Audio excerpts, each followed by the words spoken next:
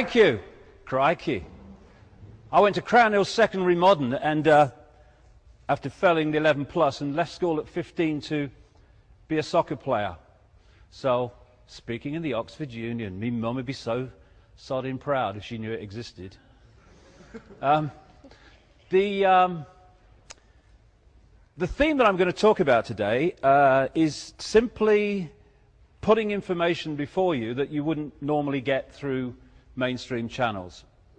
It's not something that I'm trying to sell to you.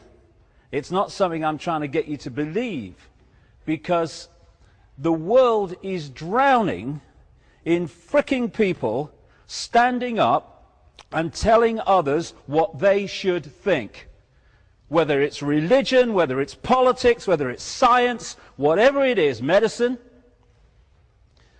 we're constantly being told, this is how it is, you must believe it, and if you don't believe it, you're wrong. So all I'm doing tonight is putting information before you, and what you make of it not only doesn't matter to me, it's none of my sodding business what you make of what I say. It's your business. And so I just want to emphasize from the start that I'm not here to get you to believe anything. Just to say there is another way of looking at this thing called life and world events as we hurtle by the day much more than ever appears in the mainstream media towards Orwell's society. Gandhi said, an error does not become truth by reason of multiplied propagation, nor does truth become error because no one will see it. He also said, even if you are in a minority of one, the truth is still the truth. The truth is not something you believe, the truth is something that is. And it's your relationship to it that is the decision we make. Obviously, there are different versions of truth, and there's different ways of looking at life. But truth itself is not something we believe. It is something that we align with or don't align with. So, in short, if one person is standing up and saying something, it doesn't mean it's not true.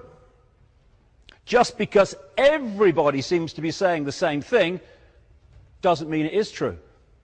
There was a time when, if I'd have stood here centuries ago and said the earth was round, guy's a nutter. What are you talking about? And it's interesting that if you want to suppress someone's sense of what's possible, all you need to do overwhelmingly is to suppress the information they receive about what is possible. And then, boom, box. So, the Earth's not flat, it's a sphere. Level of information. You're mad. What about the people at the bottom? They fall off. Introduce more information. Law of gravity. Ah, the apparently ridiculous now becomes possible. The difference between the two, the level of information. So he who controls information controls our sense of possibility. Hence what he was talking about. The world seems so utterly confusing. It seems so complex, so bewildering. What's this? What's that? How's that? What's going on?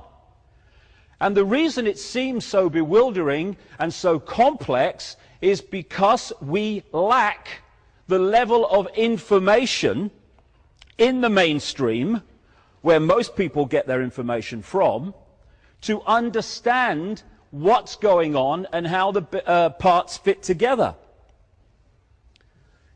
Because that's what I'm going to do tonight, and it's what I do in a massive way in this book, which is quite heavy, because things can look in isolation interesting.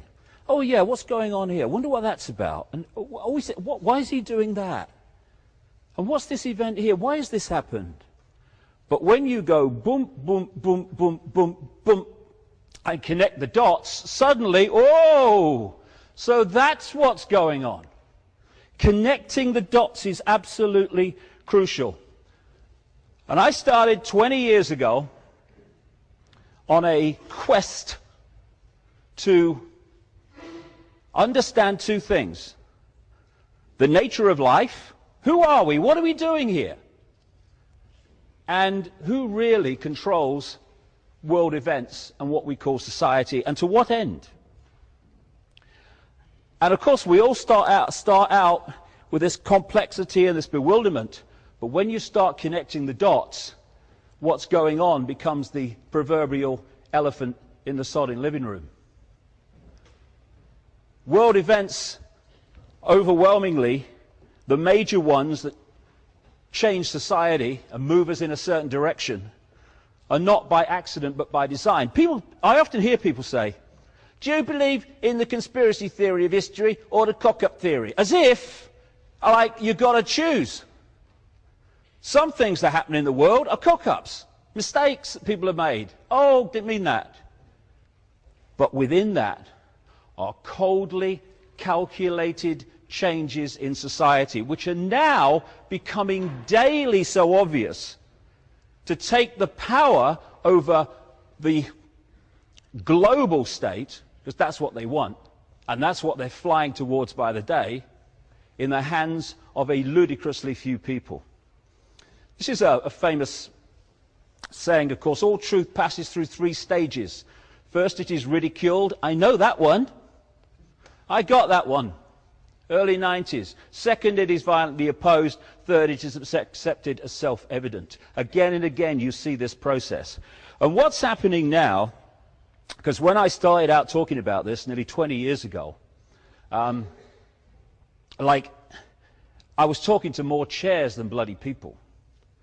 And on May the 24th, I'm talking at the Brixton Academy, 2,500 seats, was sold out 3 months in advance.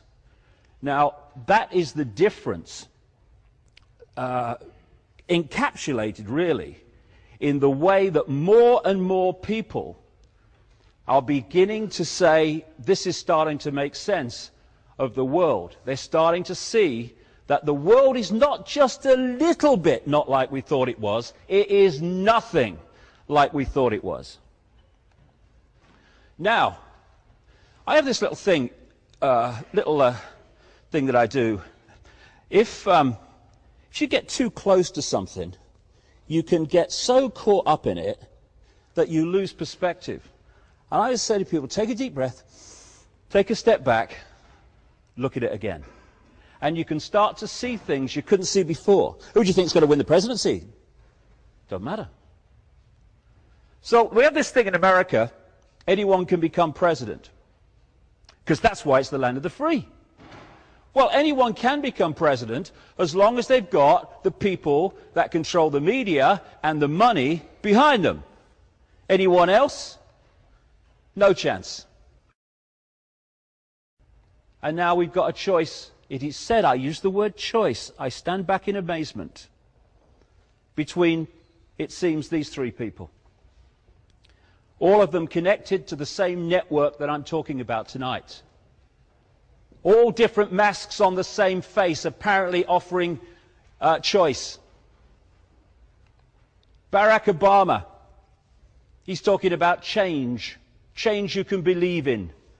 The person behind his campaign is Brzezinski, Zbigniew Brzezinski.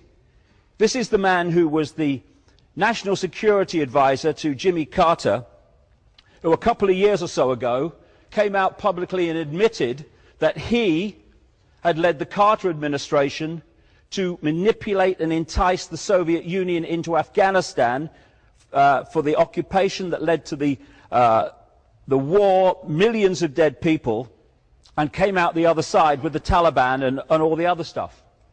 He is the man behind Barack Obama, who's talking about being against war. It's a scam. And people supporting that guy are going to be desperately disappointed if he makes it to the White House and what really he's there to do comes through. Because this is the point. We are watching on the television news and in the media in general, we are watching a movie.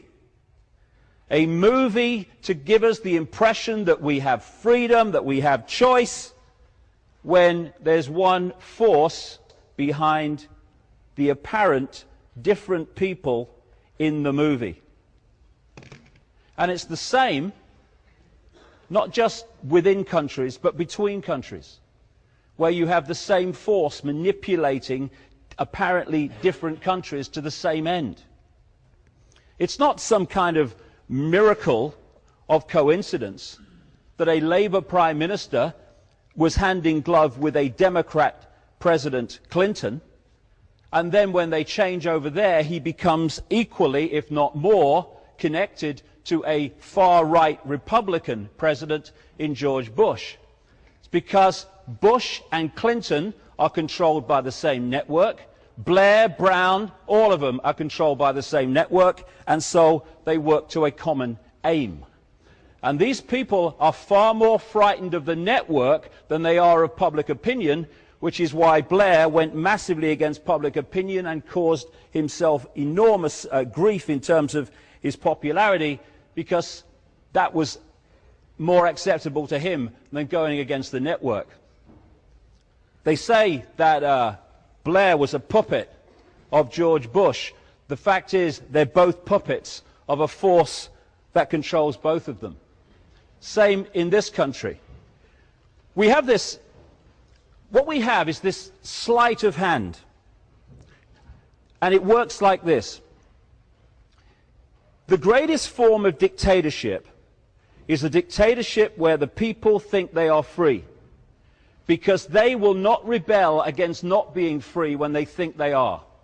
You can talk about fascist dictatorships and communist dictatorships, but where you have a dictatorship that the people can see, touch and taste, where they understand the situation they're in, those kind of dictatorships have a finite life. It might take some time, but they have a finite life because the people know the situation and they can see who the controllers are.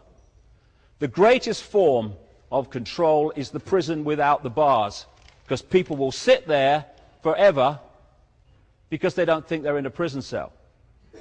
And one of the ways that they scam this is having two parties overwhelmingly in most countries, and they just keep changing them every now and again.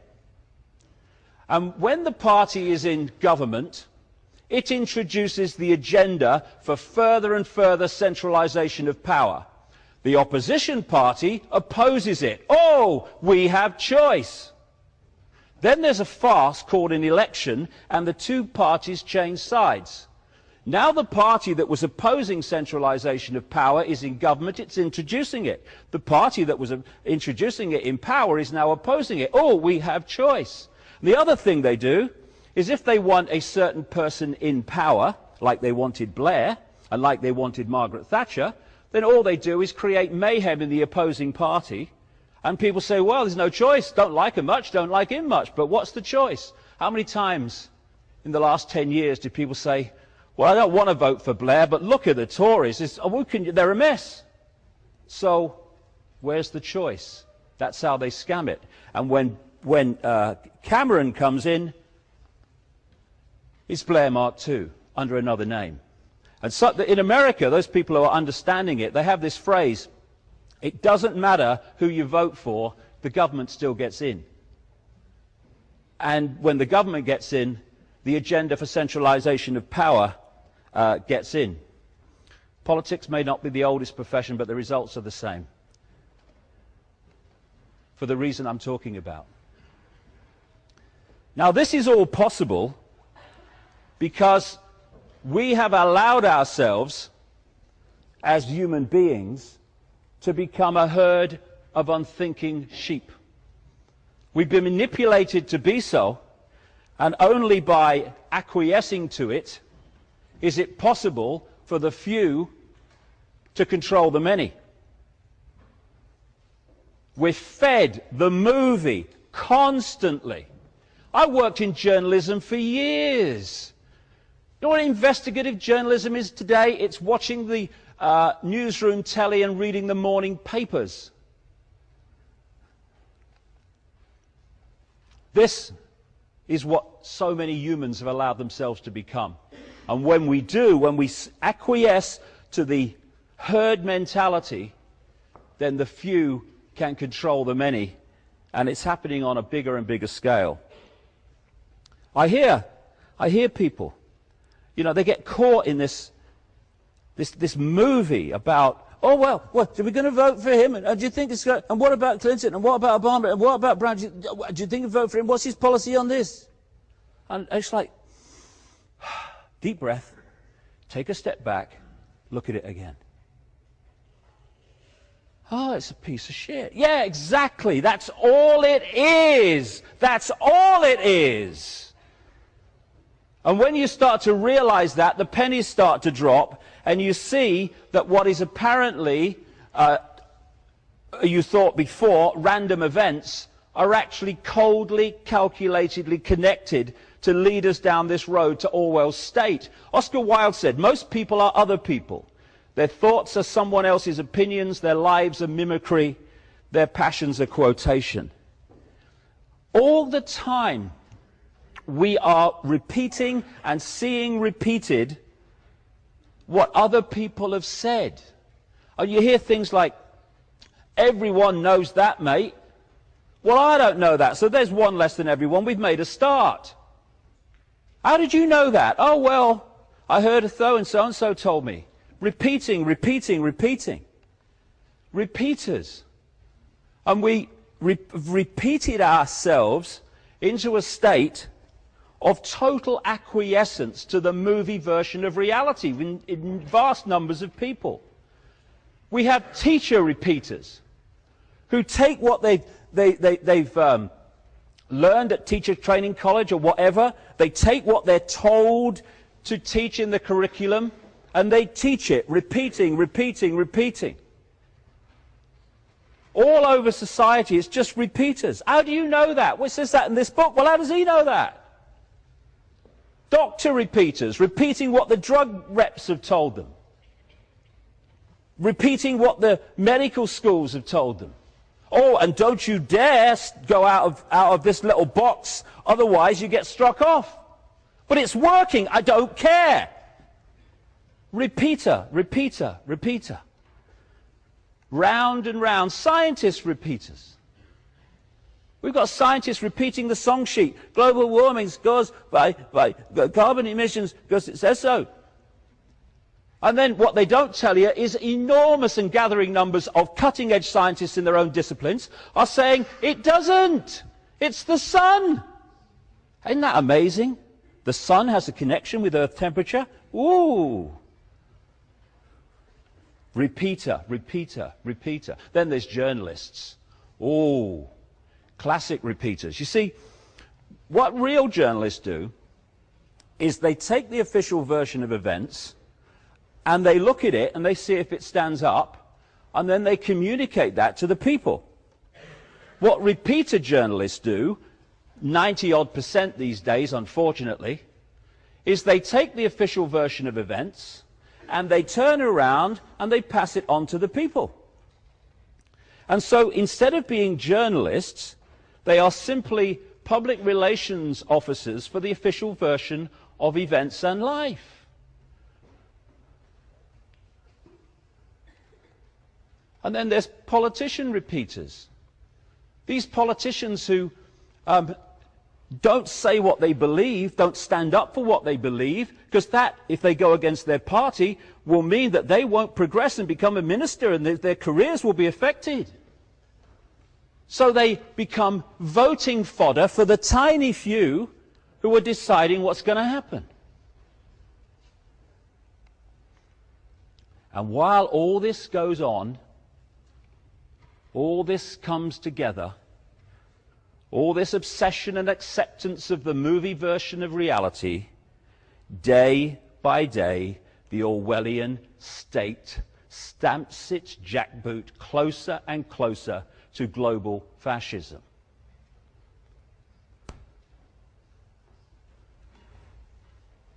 H.L. Mencken again said, "The most dangerous man to any government is the man who is able to think things out for himself. Almost inevitably, he comes to the conclusion that the government he lives under is dishonest, insane, and intolerable." Why is that? Because governments are not there to serve people. They are there to control people and direct people down a certain agenda road. And once you appreciate that that's what the relationship is between government and people, control, what is happening today begins to make more and more sense when you connect the dots. We have the movie version of events, which hear on the television news and in the newspapers and stuff. And then we have the secret agenda behind the scenes, which is obscured and covered by the movie version of events. And without puppet people, it could not be possible. Follow the white rabbit. Believe what you're told to believe. Think that war is peace, even if you can't spell. That you're a moron if you're against slaughtering the innocent. And as Orwell said, believe that war is peace, freedom is slavery, and ignorance is strength. And amazing things are allowed to happen by the vast majority, by the very few. You can pepper bomb cities of civilians and get away with it.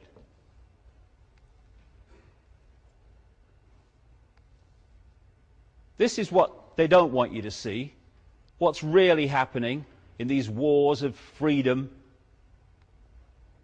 That's what's really happening. What do they want you to see? Hey, here's a game show. Watch this. Shut up.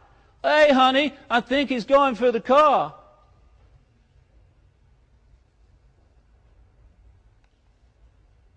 Liberation. This is what they don't want you to see about what's really happening. Instead, let's have a moral debate about Janet Jackson's breast at the Super Bowl. I'm morally outraged that this should happen. There was a moral outrage across America when this happened at the Super Bowl a couple of years ago or so. Where's the moral outrage? Where's the real immorality?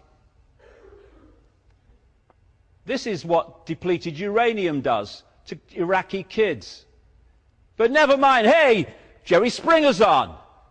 Hey, we've got some boneheads here being manipulated to have a fight on live television. Hey, honey, he's going to hit him. It's a mind game. People said in very large numbers in the early 1990s that I was crazy, insane, having a midlife crisis. I'm sure many people still think the same. But I tell you what, if I am seen as sane by a world this crazy, I'm disappointed.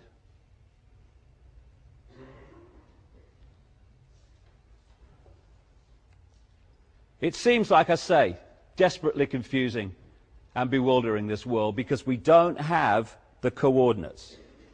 I'm just going to go through a few.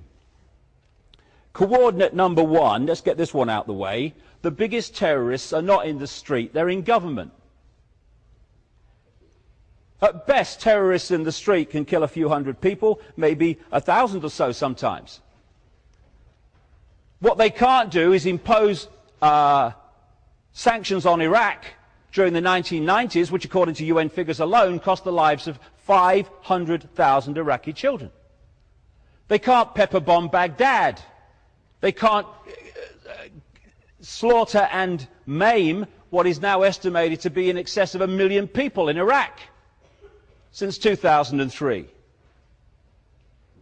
Terrorists in the street are not in the same league as terrorists in government. Coordinate, oh no, it's a definition of terrorist. This is an interesting one. Oxford Concise Dictionary, how appropriate. One who favours or uses terror-inspiring methods of governing or coercing government or community, hence terrorism. Precisely. Coordinate number two. The goal is a centrally controlled global fascist dictatorship, which has been worked towards for a very, very long time. The reason it seems to be happening quicker and quicker now is they're getting closer and closer to it. And it's an interesting little truism. The more you centralize power, the more power you then have to centralize even quicker. And that's why the speed of centralization has got faster and faster and faster throughout the last century and into this one. This is the basic structure that they're looking for. A world government that would control all major decisions in the world. Controlling a world central bank that would control global finance. A global currency which would not be cash in the end, it would be purely electronic money, for which there are fundamental implications for freedom. Because if you go into a shop now and you hand over electronic money and they say, no, won't accept your card, this computer won't accept your card, then at least you can still just say, well, I'll pay cash then. Once cash is gone, that's what the cashless society is all about, that computer decides if you eat or not. They want a world army which would impose the will of the world government. This is what they're evolving NATO and other amalgamation of armies into. It's supposed to defend Western Europe. That was just Western Europe, nothing to worry about. Now it's in Afghanistan. As I predicted in my books years ago, they would find more and more excuses to expand NATO's sphere of operation. And somebody said to me, a journalist said to me, why do they want a world army? Because there'd be no one to fight. Well, what about any country that says, no, we're not accepting the will of the world government? There we go. Under this structure, they want the European Union, which of course is now massively advanced,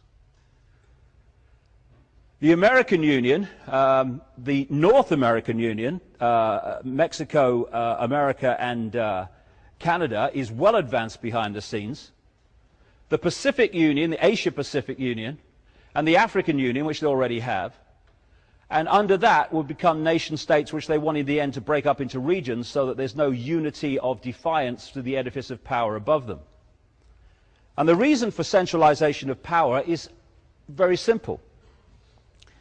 Any dictatorship that wants to control the many from the few has to centralize decision-making.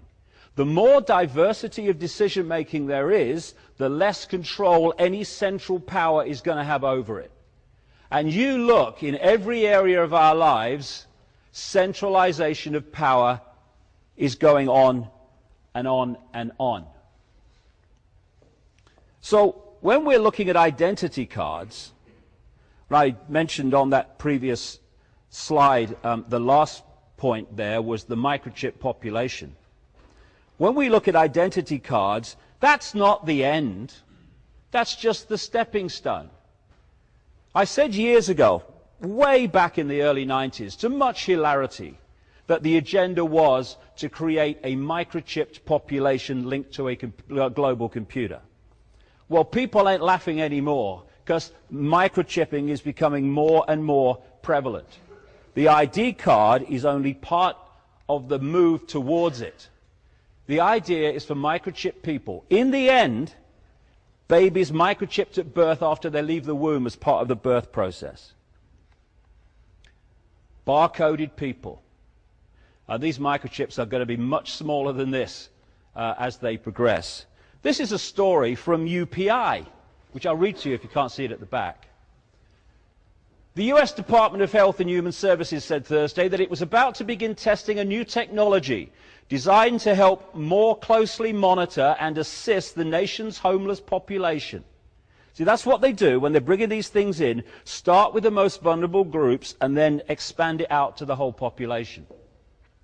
Under the pilot program, which grew out of a series of policy academies held in the last 2 years, homeless people in participating cities will be implanted with mandatory radio frequency identification tags that social workers and police can use to track their movements. Data from these tracking stations mounted on telephone poles will be transmitted to police and social service workers who will use custom Windows NT software to track movements of the homeless in real time. In what has become a chronic social problem, people living in shelters and on the streets do not seek adequate medical care and frequently contribute to the rising crime rate in major cities. Supporters of the subdermal chips tracking say the technology will discourage implanted homeless men and women from committing crimes while making it easier for government workers to provide social services such as delivering food and medicine. Oh, that's very kind of them. This is the world that we're so rapidly moving into. Same shit, different asshole. Except this is fascism at the technological cutting edge, which allows more control than ever Hitler could get. Coordinate 3. How do they do this? The power of the pyramid. You can also use the symbolism of the spider's web, but the pyramid will work because that's how it operates. The system operates in its structure a system of pyramids within pyramids, like Russian dolls, one doll inside a bigger doll inside a bigger doll inside a bigger doll. They have pyramids inside bigger pyramids inside bigger pyramids. If you look at any organization today, this university, for instance, any government, any business, any corporation, they're structured as a pyramid. At the bottom, you've got the vast majority of the people working for that organization.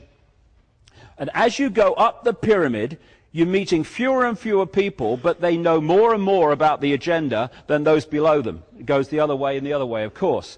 And then eventually, you get to the capstone of the pyramid, the organization, and there are the tiny few people who are the only people that know how it all fits together and know what the real agenda is. Everyone else is at different levels of ignorance for what the organization's really about.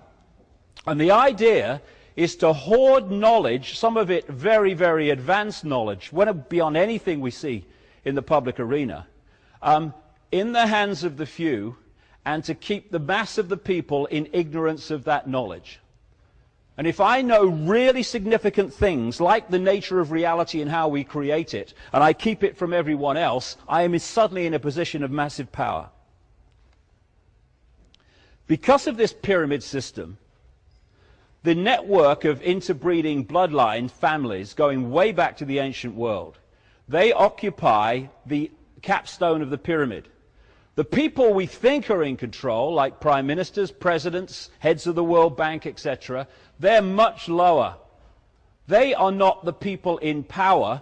They are the people who are placed in positions to administer into reality the policy dictated from the shadows, from people that the mass of the population have no awareness even exist, let alone how they're manipulating the system. So people focus on Bush, and they say, oh, it's Bush, he's a vehicle. He's not Big Brother. He's just a guy who's placed in a position of power for a short period of time, 8 years or so, and then he'll be replaced by someone else who will do the same job. What doesn't change is the force behind the people we see who are dictating the policy, which is why the policy doesn't change when governments do. This is the pyramid within pyramid system. The banking system is a pyramid. You go into a bank, the person you hand your check over to won't know what's happening in the bank manager's office behind them. He won't know what's happening at the next level and the next level until you get to the clique at the top of the bank, and they're the only people that know how all the different contributions fit together. Because the vast majority of people, like 90-odd% of people, who are daily making contributions in various ways to building this global prison state, have no idea they are doing it or the end that is behind it. Only the few at the top do. So you've got people in all these different organizations and institutions who are making their contributions every day. They're not trying to build a fascist state. They've got children who are going to have to live in it. But they don't know how their individual contributions, innocent in themselves, how they fit together to create anything but an innocent pattern. Only they do. And so, by controlling the top of these various pyramids of institutions within society, they dictate a common policy. And at the heart of that is the constant and incessant centralization of power, so the few have more and more power with every passing week. This is the top of the pyramid, manipulating those representing the top of the pyramid in the movie to create the manipulation that takes us down the road to tyranny. And if you look at the Masonic structure, or any structure of any secret society, it's just the same. Because alongside this network of interbreeding families, you have the secret society network, which they use to make sure either they or their gophers occupy the positions of power. So here you have the Masonic structure. The vast majority of Freemasons, because people say, it's the Freemasons. No, it's not. The vast majority of Freemasons haven't got a clue what their organization's part of. Only the few do. These different secret societies, like the Freemasons, the Knights of Malta, the Knights Templar, all these different ones, they feed the chosen few up into this other pyramid that I'll call the Illuminati pyramid, but these organizations don't like to give themselves names, because you try researching an organization that doesn't have a name. Not easy, so you have to give it one. But Illuminati is one they do use. And it's at this level of the game where the real knowledge is and the real manipulation comes from. So even the vast majority of people in secret societies have no clue what it's all about. This is Albert Pike, infamous and famous Freemason in America, absolutely almost worshipped by the Freemasonic community in America. And he said this: fictions are necessary to the people, and the truth becomes deadly to those who are not strong enough to contemplate it in all its brilliance.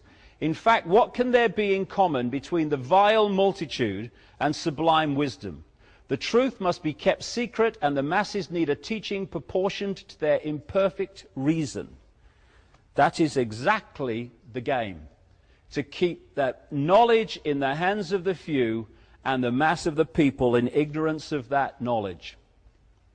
Coordinate 3, techniques of manipulation that take them along the road to this Orwellian state. If I've made any contribution at all in the last 20 years, I think one of the things that has had the biggest impact was to invent the term problem, reaction, solution for something that was known before as the Hegelian dialectic. And it describes a technique of mass manipulation that is devastatingly simple and devastatingly effective. I'm about to describe 9/11. What happens, this is the 33rd degree of Freemasonry, by the way. They have a motto, ordo ad chaos, order out of chaos. That is problem, reaction, solution. creating the problem, then offering the solution to it. After 9/11, George Bush said, "You're free and freedom is beautiful, and you know it'll take time to restore chaos and order out of chaos, but we will." Problem, reaction, solution is that same thing, order out of chaos. Works like this. You want to change the world in a way that you know if you do it openly, you're going to get a massive public resistance, like all these Orwellian changes that are going on today. So you don't do it openly. You play this technique. Stage one, you covertly create a problem. It could be a terrorist event, it could be a war, it could be a run on a currency, whatever suits the solution you want to provide.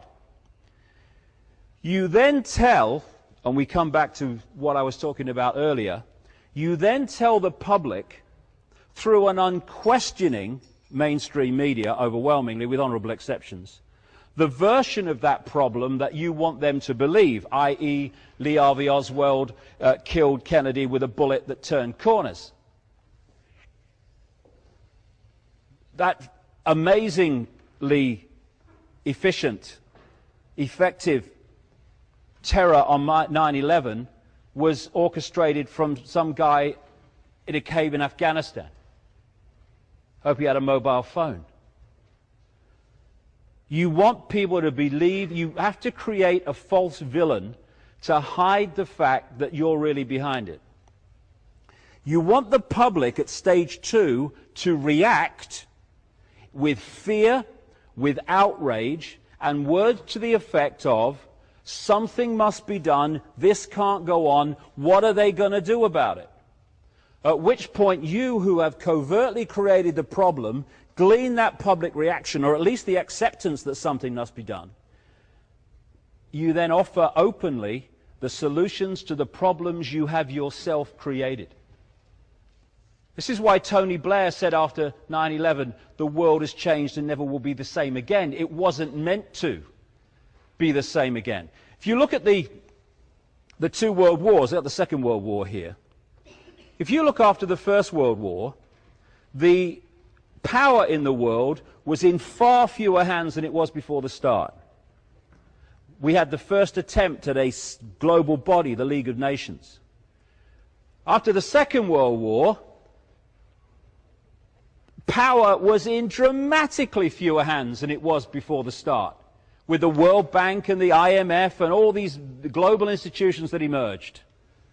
And what you had, and I go into this in great detail in my books, you had the same force behind the Nazis and funding them, and you had the same force funding the Soviet Union, funding Britain, funding America. There's a guy, I said in my books years ago that the Bush family, through a guy called Prescott Bush, who is the grandfather of the current president, funded Hitler to a massive extent through a bank called the Union Banking Corporation, which interfaced with the banking and steel empire of a guy called Fritz Thyssen, who was acknowledged as one of the major funders of Hitler. And people just kind of dismissed this and, oh no, can't be. And then a guy came out who is the head of the Holocaust Museum down in Florida, who came out publicly and said, yeah, the Bush family's fortune came from funding the Nazis through Prescott Bush. So you fund both sides, you bring them into a war, and then that changes society forever. And at the end of the war, you say, look, we've had 2 world wars in just a few years here, and the people are tired and in a desperate state, waiting for any solution to this problem. So, what was the solution? An explosion of globally centralized institutions, which today are massively part of the Orwellian state. This is what one of the major Nazis said. Why, of course, the people don't want war. Why should some poor slob on a farm want to risk his life in a war when the best he can get out of it is to come back up to his farm in one piece? Naturally, the common people don't want war, neither in Russia, nor in England, nor for that matter in Germany. That is understood.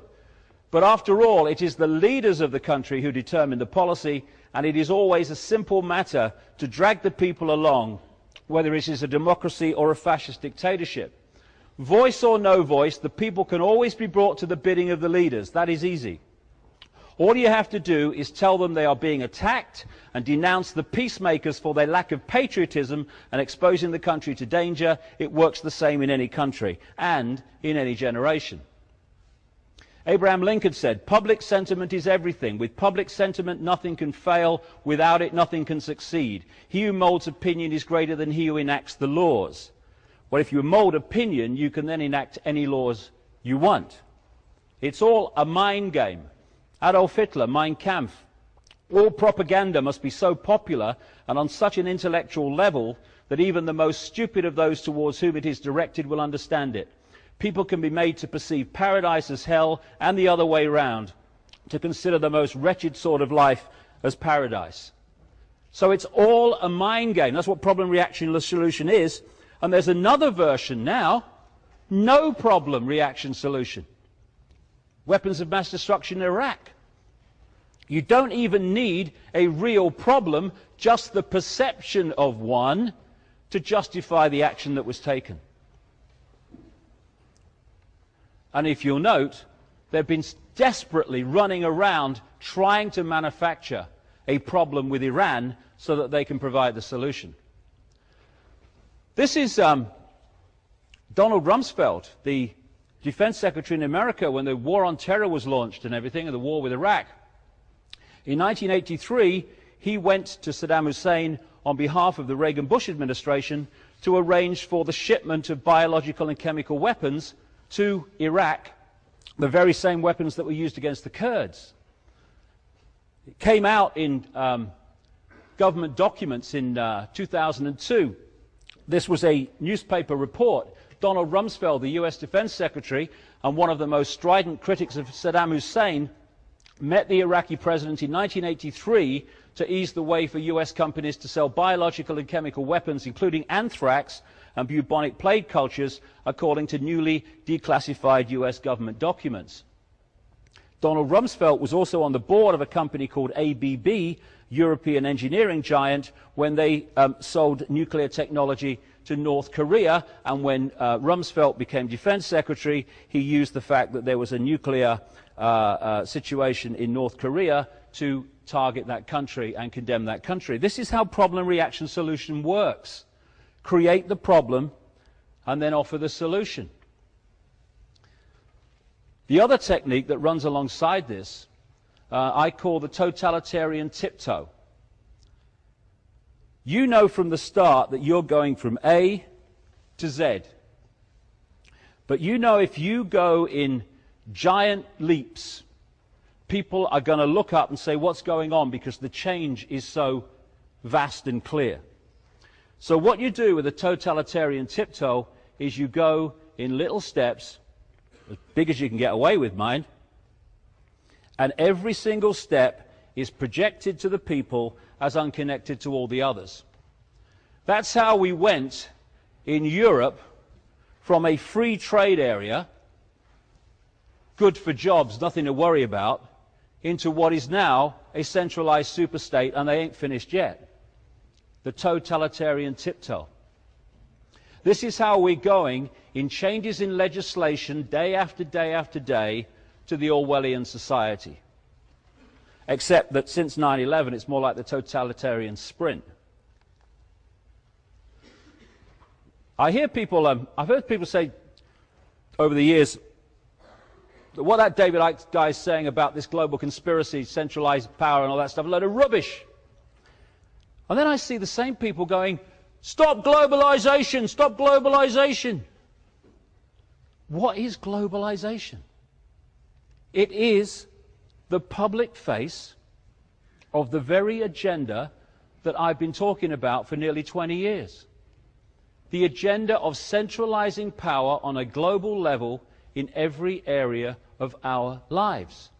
I know some people, good luck to them. They get to the level of transnational corporations and they say that's the reason for globalization. Transnational corporations, greed, that's what's behind it. But there's another step to take. when you realize that through the pyramid within pyramid structure, the transnational corporations in the end are controlled by the same people. They are different masks on the same face again. The transnational corporations are not the engine room for globalization, they are the vehicle for it. And in all areas of our lives, like I say, I've traveled quite a bit. You see even the physical culture of countries. I was in Japan 2 weeks ago. Even the visual, physical structure of countries is now looking the same all over the world. So when we see these protests about the World Bank and the IMF and the mayhem that they're creating and the World Trade Organization, what we need to understand is that it's part of a coordinated agenda for centralization on a much greater level than has been envisaged yet, where you start to connect everything. And the thing is that once you take away an area, call it a country, whatever you like, once you take away its ability to make its own decisions and to be self-sufficient in making those decisions, you have created the end of freedom for that country, that area, whatever you talk about. If you look at Britain now, we can't even cough without the European Union agrees. And because of the World Trade Organization, countries can't even defend their own economies from other parts of the world. And this is not by accident, but by design. Because when you take away people's ability to make decisions within their own sphere, country, whatever, community, you are making them dependent on a global system that they have no control over. Exactly. And who has control over them within the global system? Anyone that controls the global system. And it's a dramatically few people. Like I say, there's one agenda going on behind the scenes, and there's the movie. Oh no, it's just free trade. I love free trade. I love that one. Free trade. That's the freedom to exploit some of the poorest people in the world, to make your products at a few cents on the dollar, and then bring them across the world with as little tariff barrier as possible, because it's free trade. Everyone's in favor of that. And then sell it for the highest price you can in another part of the world. It's not free trade, it's freedom to exploit. Free trade is Orwellian newspeak to mislead us to what it really means. I'll give you an example of how this is planned in advance and is not just random. In September 2000, there was an organization called the Project for the New American Century that produced a document of where it wanted America to go as soon as possible. This is before the Bush administration. It was a few months, 2 months before it won the election. The Project for the New American Century was created in the 1990s by people like Cheney, Rumsfeld, and Wolfowitz, the Deputy Defense Secretary at the time of 9/11 and the War on Terror. Also among the creating people of this organization were those that became known as neocons or neoconservatives in the Bush administration when it came in. In that document in September 2000, it called for American armed forces to be the cavalry on the new American frontier. Bush is not even in power yet. He certainly ain't talking about this in his election campaign. The document said that key allies like the United Kingdom were the most effective and efficient means of exercising American global leadership. It says the United States has for decades sought to play a more permanent role in Gulf regional security. While the unresolved conflict with Iraq provides immediate justification, the need for a substantial American force presence in the Gulf transcends the issue of the regime of Saddam Hussein. It called for a blueprint for maintaining global US preeminence and shaping the international security order in line with America's principles and interests. In other words, the clique that controls America. This grand American strategy, it said, must be advanced as far into the future as possible, and the US must fight and decisively win multiple simultaneous theater wars, major theater wars, as a core mission.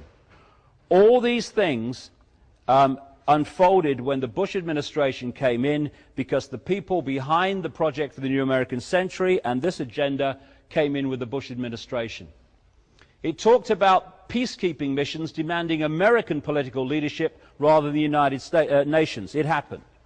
It highlighted North Korea, Syria, Iran and Libya as dangerous regimes and said that their existence justified the creation of a worldwide command and control system, World Army. This guy, David Frum, was the man who wrote the speech when Bush talked about the axis of evil, which was North Korea, Iraq and Iran, straight off the pages of the project for the new American century. It spotlighted China for regime change eventually, saying it's time for a presence of American forces in Southeast Asia. This could lead to American and allied power providing the spur to the process of democratization in China.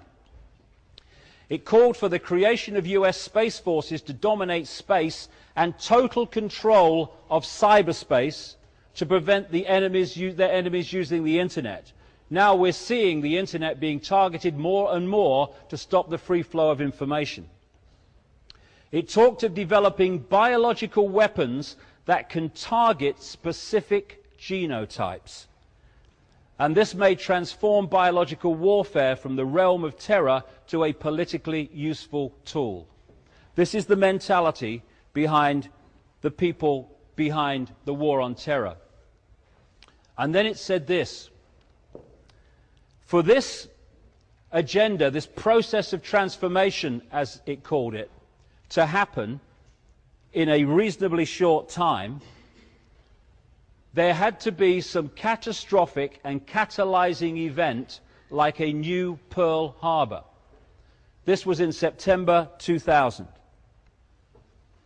This process of transformation is likely to be a long one, absent some catastrophic and catalyzing event like a new Pearl Harbor.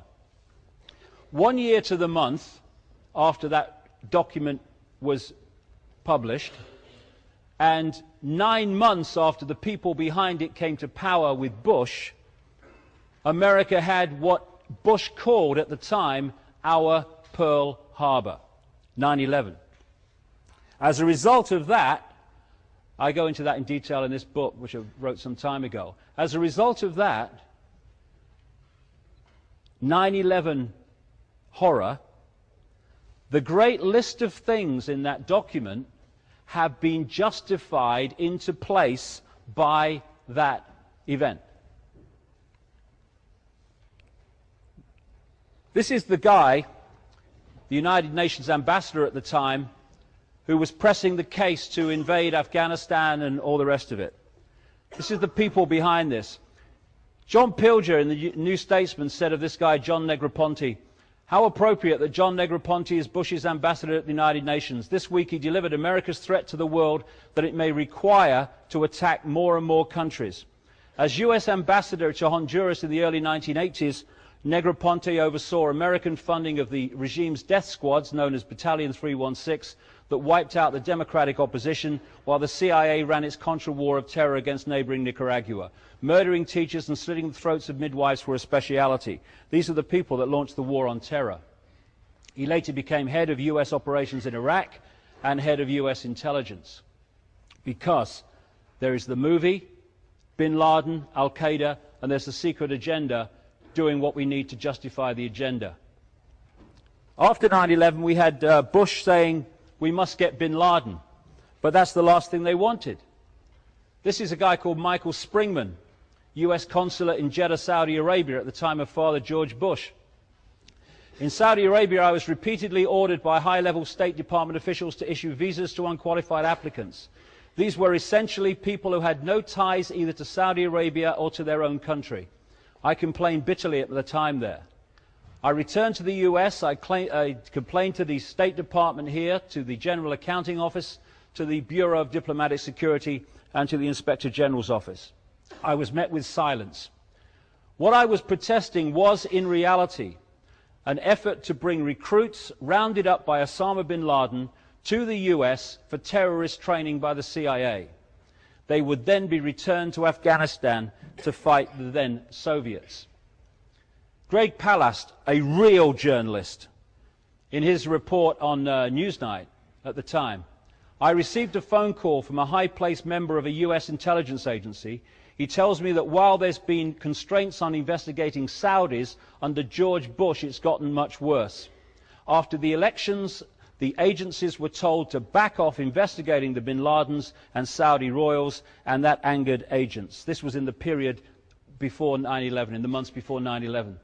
And Robin Cook, the former Foreign Secretary, who unfortunately died of a heart attack when he had lots of things to say on this, he said in a Guardian article just before he died, throughout the 80s, bin Laden was armed by the CIA and funded by the Saudis to wage jihad against the Russian occupation of Afghanistan. Al-Qaeda, literally the database, was originally the computer file of thousands of mujahideen who were recruited and trained with the help of the CIA to defeat the Russians. They created the problem and then offer the solution, which is a war on terror that, by its very nature, is a war you can never say has ended. A war without end. And here we have Barack Obama. The man behind him, his foreign policy advisor, Brzezinski, is the man who has publicly admitted that he orchestrated the manipulation of the invasion of Afghanistan by the Soviet Union, which kicked the whole thing off. Whether it's a Democrat or a Republican, Labour or Conservative, the same force is running the show.